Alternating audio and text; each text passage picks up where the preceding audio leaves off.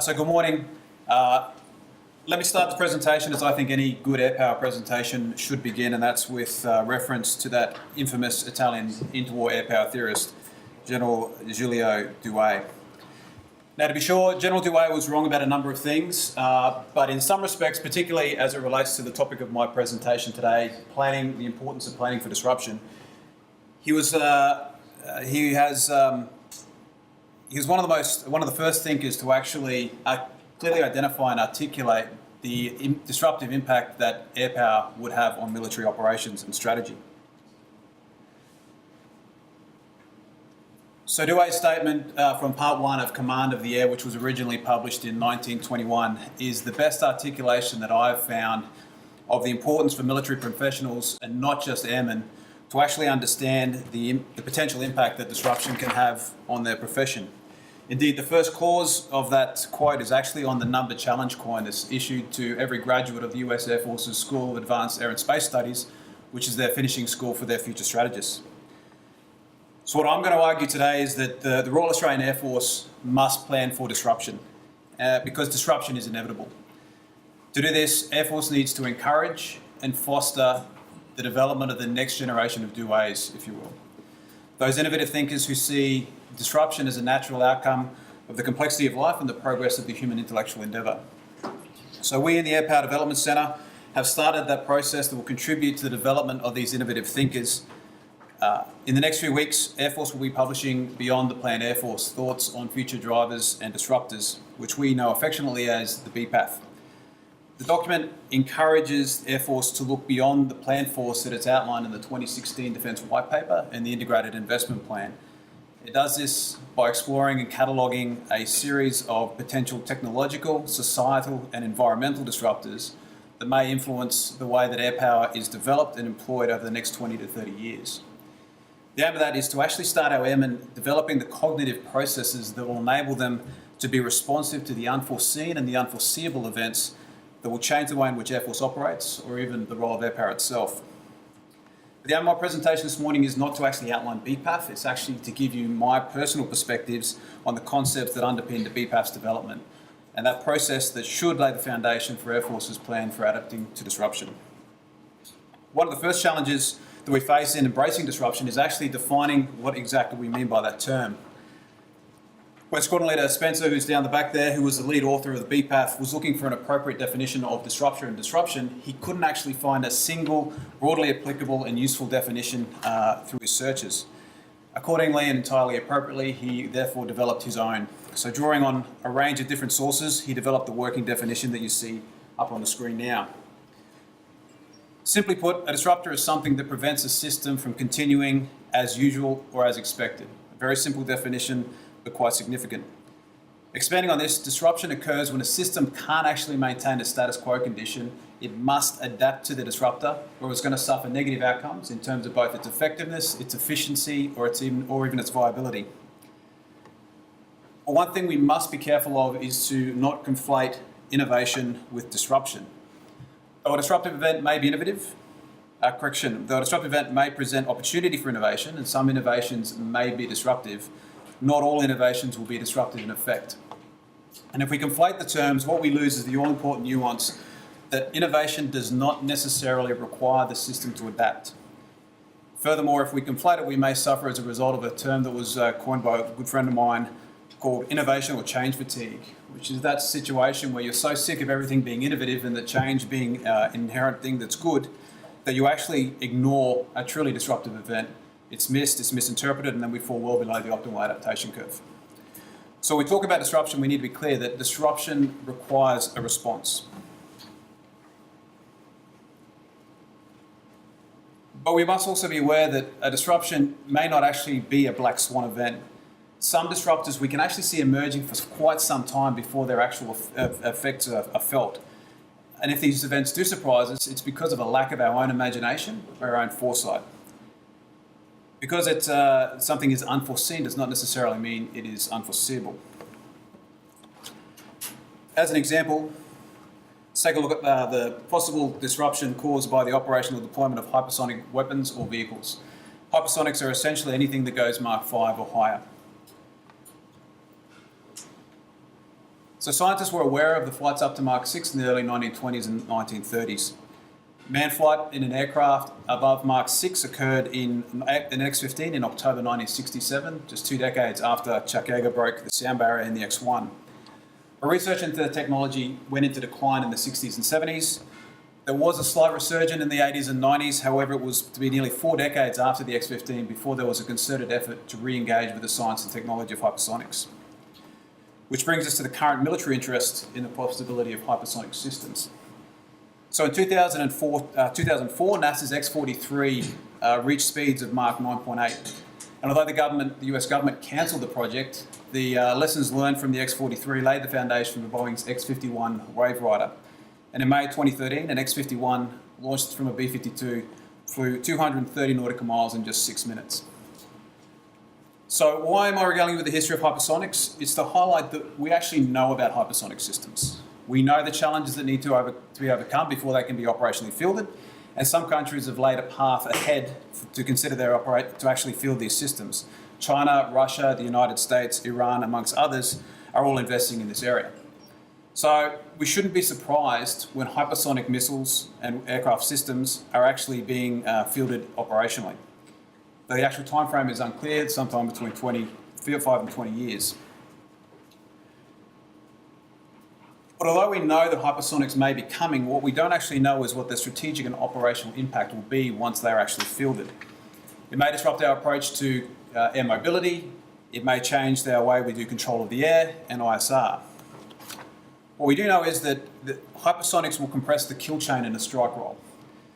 So by going further and faster than existing capabilities, these systems will significantly shrink our decision and response times. To use as an example, a Mark 7 cruise missile with a 1,100 nautical mile range can fly for approximately 17 minutes. To give you a comparison for that, that'll take you 2.5 hours to travel in a 737. So putting that into an operational context, a ship, submarine or aircraft that's located at the entrance to the Strait of Malacca and is armed with a hypersonic system could strike the airfield on Cocos Island in just 17 minutes. Supporting this strike could be a hypersonic ISR platform launched from mainland Asia, which could be over the airfield within the hour and passing up-to-date targeting information to support the strike. The kill chain is compressed to such a degree that by the time the strike has actually begun processing, the time to prepare a response is minimal. So what does this mean for the future force? To be honest, I honestly don't know, and I don't think anyone really does. But it's an interesting thought experiment to actually consider how Australia would effectively demonstrate resolve were a conflict to break out in the Indian Ocean between two states, both armed with hypersonic weapon systems, and with the desire to ensure that Australia cannot actually affect their operations. This will have an effect on our force structure, our force posture, and the qualities and competencies of the commanders that are making the decisions at the tactical, operational, and strategic level. But there are a number of scientific and technological hurdles that need to be overcome before we'll actually start seeing technically operationally fielded hypersonic systems. Things such as navigation and communication are two of the ones that spring immediately to mind. And until these problems are actually overcome, I don't think we'll see operationally fielded air-launched or ship-launched hypersonic weapon systems. In the meantime, there could be a range of other disruptive events that could occur from the evolutionary to the revolutionary. We may realise artificial general intelligence. Next generation low observables coupled with advances in autonomy and uninhabited systems may have rendered manned platforms obsolete. Alternatively, quantum technologies such as quantum radars may have rendered stealth technology useless. Swarming may fundamentally rewrite our concepts of control of the air. And next generation space systems may change the way in which we integrate space into military operations.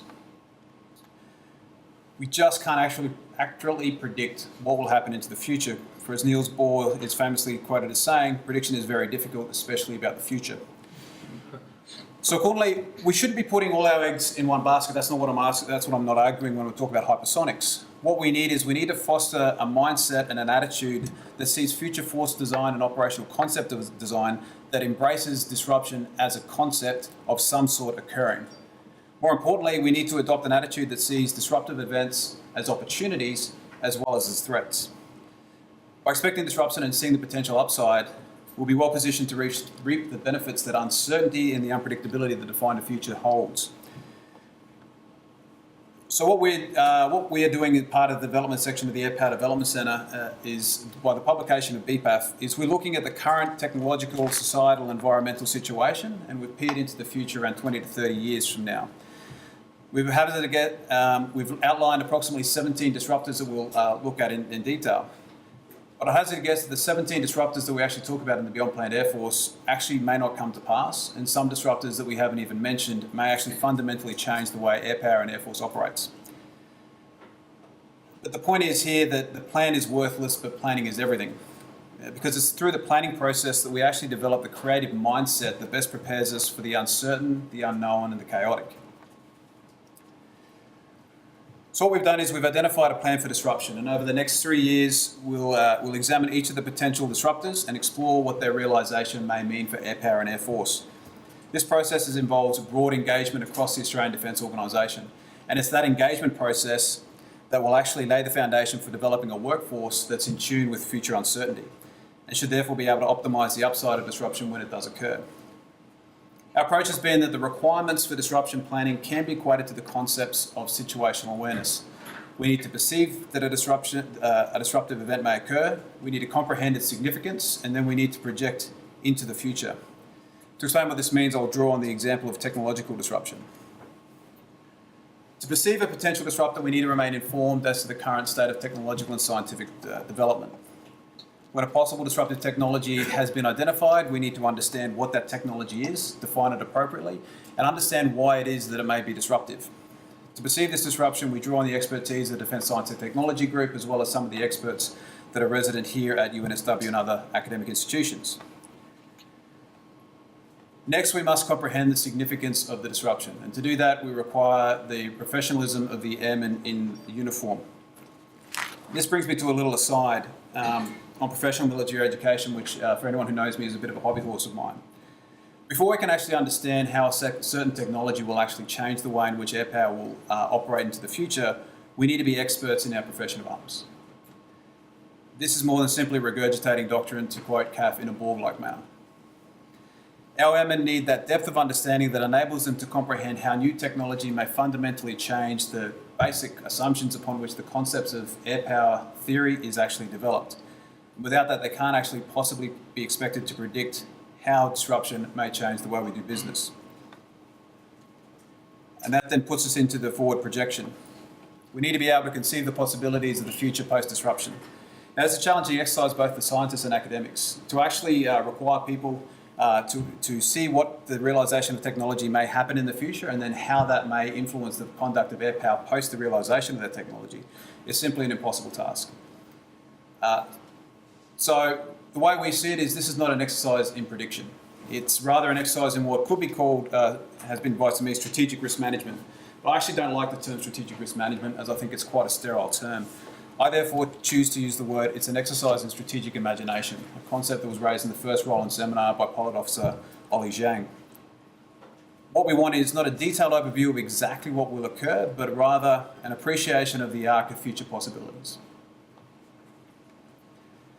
Although it's a future-focused activity, it does actually hold some contemporary benefits. Just as the process of future casting will improve our understanding both of the potential changes wrought by technology, it will also deepen our understanding of the nature and employment of air power today. Who's to say that in the process of envisioning air power in the post-hypersonic age, we don't actually get a better appreciation of how we should better employ air power now? Which leads me to my final point. The process of planning for disruption is actually people-centric. It's an important point that sometimes get lost in the overwhelming aura of technological possibilities. It's the people that make up the Air Force at all levels that will be responsible for adapting the organisation to changes as they occur. Although we at the Air Power Development Centre are a motivated and committed group, we don't have all the answers, and neither do the people at the Defence Science and Technology Group. Similarly, the answers do not reside at any one level of this organisation. The senior leadership team is responsible for ensuring that the Air Force is on the right vector, but to do that, they need to rely on the Air Force members whose daily work life revolves around the training for and application of air power. So what is required is we need to foster an organisation that is comprised of an innovative and empowered workforce, supporting an adaptive and resilient leadership. Unfortunately, this is the type of the workforce that Plan Jericho is setting about trying to foster, so we're well on our way to actually preparing for disruption. But to explore the concepts just a little bit deeper, we need an innovative, open-minded and creative workforce who progress through professional military education, not to just understand air power, but also to develop their faculties of critical and creative thinking. So when they're faced with the possibility of disruption, they can actually generate an arc of possibilities of sufficient breadth that we're actually not going to be surprised by disruption when it does occur, and the organisation can best position itself to seize on the positive aspects of disruption while mitigating any of the negative ones. But professional mastery doesn't stop simply at thinking creatively about the future. It's necessary to ensure that the creative workforce can articulate their ideas clearly, succinctly and effectively. Creativity must be complemented by an ability to communicate their ideas. This means not only that the individuals themselves are articulate, but they also have the mechanisms and processes through which to express their ideas, and that they can find their ways to the people that can actually make a difference. To have it otherwise is to promote the creation of unconnected islands of creative wisdom in a sea of ignorant mediocrity. Finally, Air Force needs a senior leadership team that is resilient. And what I mean by this is that the leaders are aware of their own limits in terms of knowledge and creativity, and that they empower the broad workforce at all levels to actually pursue their new ideas. This requires an organisation that is tolerant of justifiable failure. What I mean by this is not willfully accepting failure that results from ill-conceived plans, shoddily developed and callously implemented, but that when a well-crafted plan is executed with attention and enthusiasm but ultimately fails, we must be accepting of it. So what we need to succeed in disruption, in my view, is to adopt the Palchinsky principles, which were named after a Soviet engineer and made famous in Tim Harford's 2011 book, Adapt, Why Success Always Starts with Failure. These principles are: seek out the new ideas and try new things. When trying something new, do it on a scale that is survivable. And then seek out feedback and learn from your mistakes as you go along. We need to embrace these principles because disruption will invariably occur sometime in the future. This could take the form of a major disruption, as would be the case if we realise the artificial intelligence singularity in 2029, as some has predicted. Or it could take a less disruptive event, such as the realisation and operational fielding of land-based hypersonic weapons. We won't be able to predict when these disruptions will occur, nor the exact nature of how they will change the way that air power is developed or employed. What we can do is seek out the new ideas, develop options and explore the possibilities, and then ensure that we're adaptive and responsive to the feedback that is generated as we navigate our way through the disruptive event. If Air Force isn't prepared for disruption, we face the prospect of costly irrelevance, or worse still, the inability to provide air power needed to protect Australia's interests and its people. Plan Jericho and the Chief's strategy has made an excellent start of creating an innovative and empowered culture for Air Force, and thereby preparing us for disruption. However, we must look forward beyond the planned Air Force to ensure that we are positioned to reap the benefits of an uncertain future. Thank you.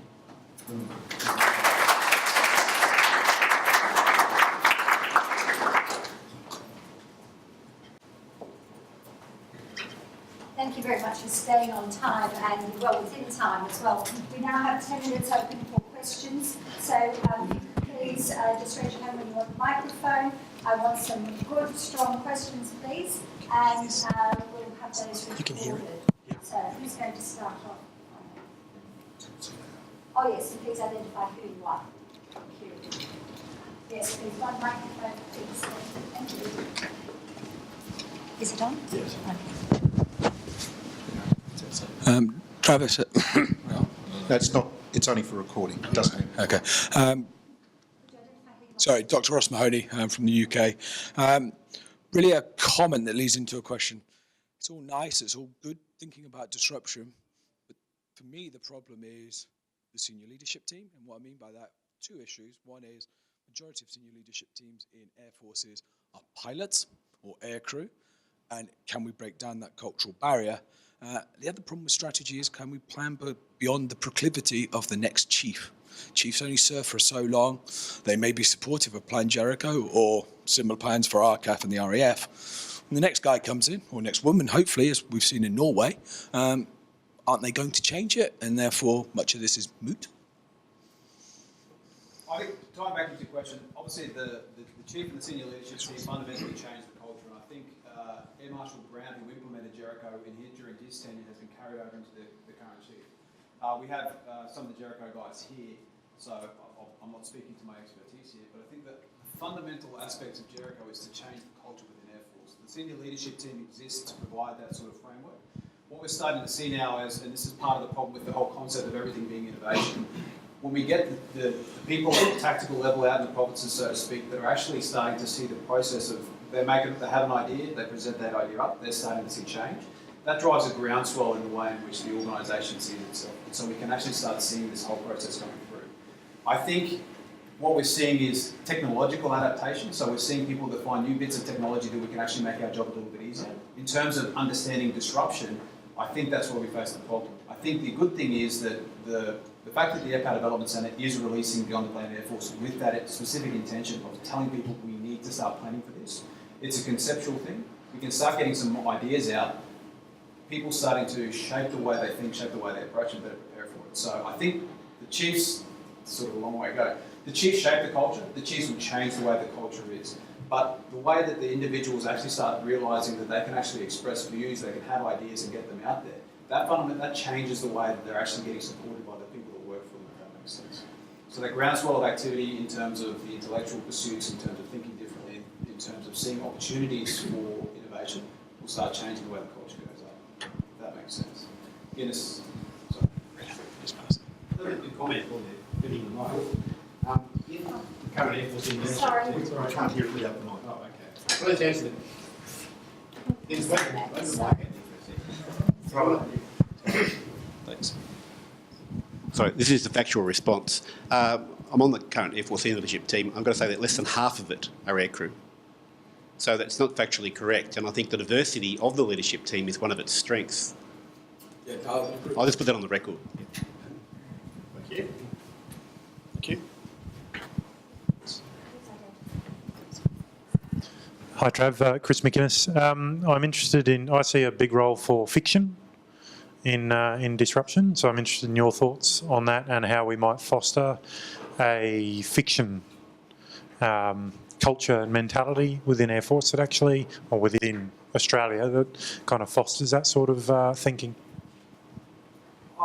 That fiction, the whole thing with disruption is, as I said, this is a whole exercise in creative wisdom, creative imagination. So when we had August Cole come out at the last Air Power conference trying to push the whole concept of useful fiction, which is fiction that is based on reality and concepts that are actually progressing on, we're starting to see that take a little bit more of a, gain a little bit more momentum, particularly within Army. Army is very, very forward-leaning in this respect.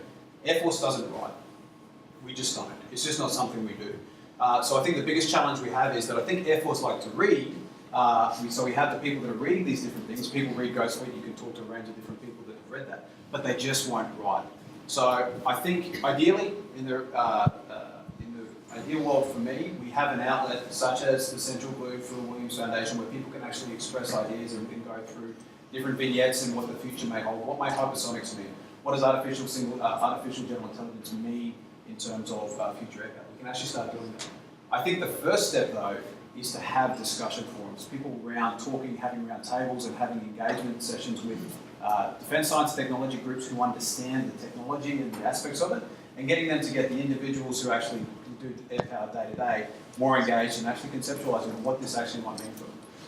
In an ideal world, from my mind, in terms of swarming and control of the air, why don't we have the DSCG group give a presentation out to ACG and have a whole bunch of FCIs talk about, okay, what does the future mean? What's the future conflict involving swarming technology and how do we actually respond to that?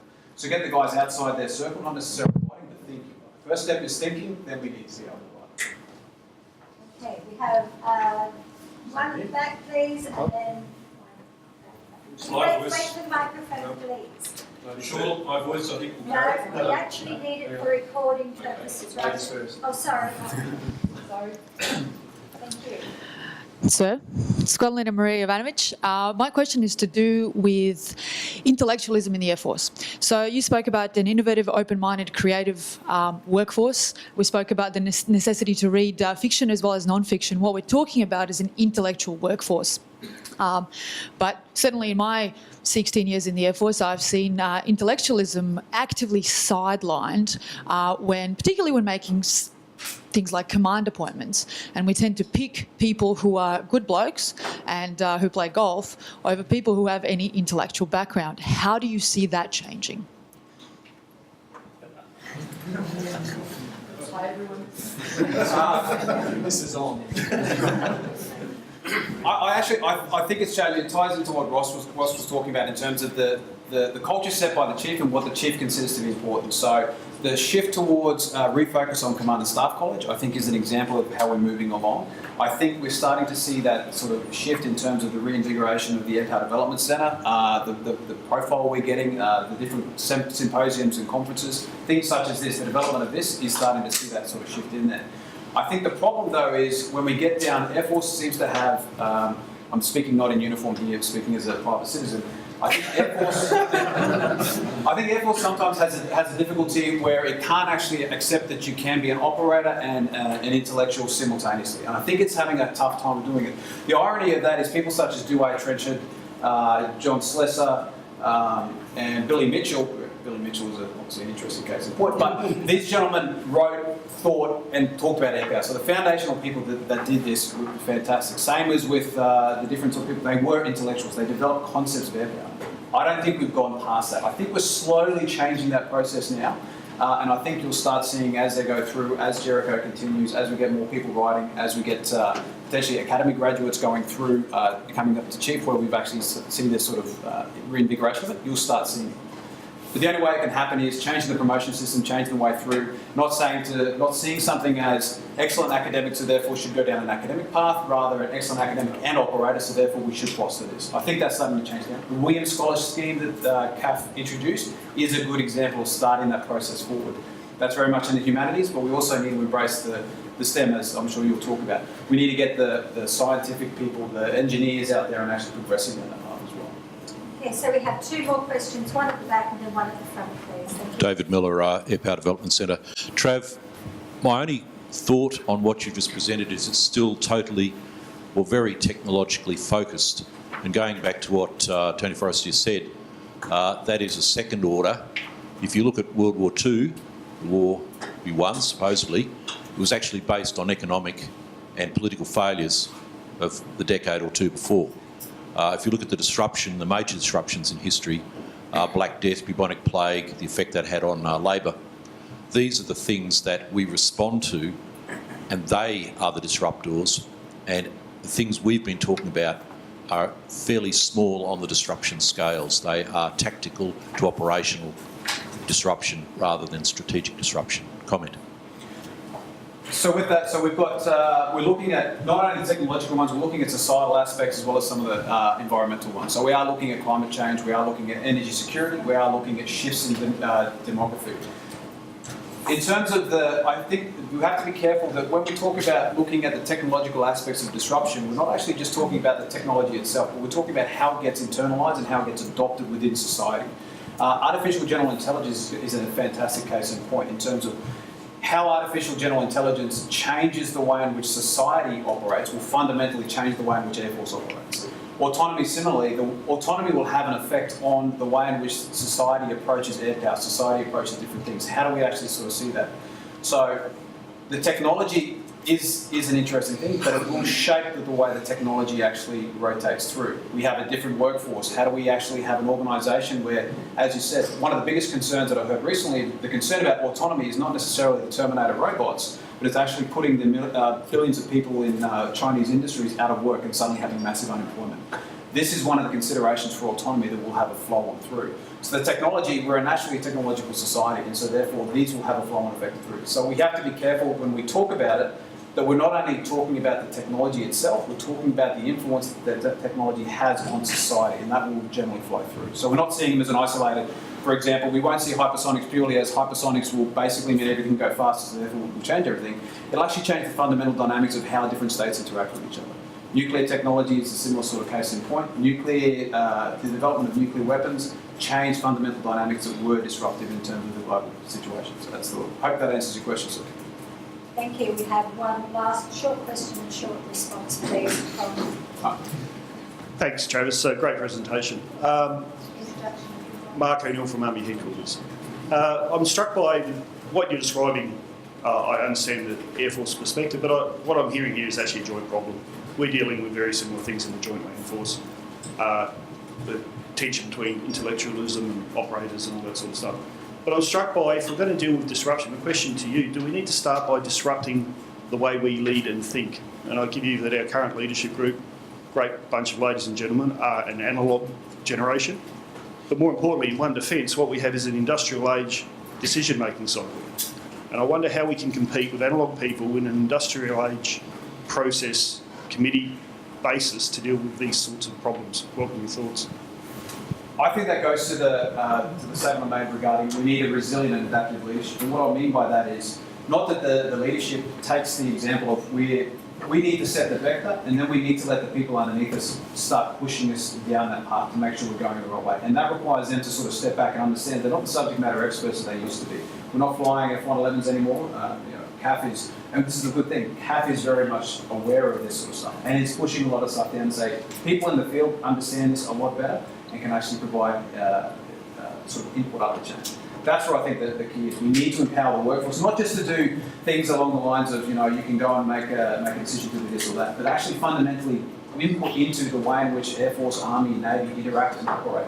Going to the multi-domain from joint. Joint is a political term that gets different services working together. Multi-domain is operators basically seeing no transition between the green, the blue and the white. Basically seeing it as, I understand the air domain a lot better than the guy in the green, let's work together to achieve a cross-domain effect. That's where I think we'll start seeing the changes through. But in order to do that, you really need, one, the people to be empowered so they actually feel like they're being listened to. But two, also the ability for them to conceive of these ideas, to actually think them through beyond their immediate tactical considerations. One of the challenges that I see facing is that although we talk about the senior leadership having a lot of momentum and being sort of wedded to the analogue world, a lot of the guys getting trained on systems now get taught by quite senior guys who have the same mentality. So that gets passed down the generation. The younger generation is not innovative by design. What they are is they do things, they take technology that they currently have and apply it to an old mindset. What we need is people that actually take current technology or new technology and apply a different mindset to it. And this doesn't necessarily mean to be the younger junior guys. It may actually mean the more innovative senior guys. So we've had guys with 20 years experience on some platforms who are more innovative than some of the junior guys who just come in because they understand the way that the operation runs, the way the organisation runs. Those people need to be given a voice, need to be given a means to go out, but we also need to make sure they're educated.